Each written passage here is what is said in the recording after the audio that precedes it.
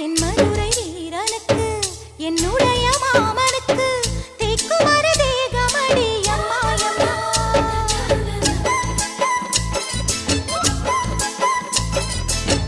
மாமன் பெற்ற பெண்ணுனக்கு மையெழுதும் கண் எதுக்கு என்னை வந்து கொல்லுதடி எம்மாயம்மா.